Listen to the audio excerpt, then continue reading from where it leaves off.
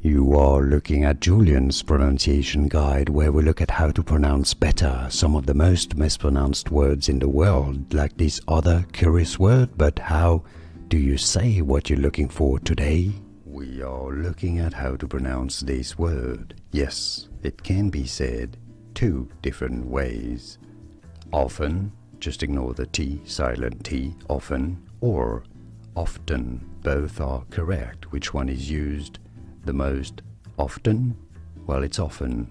Often is overused the most often, or often is used most often.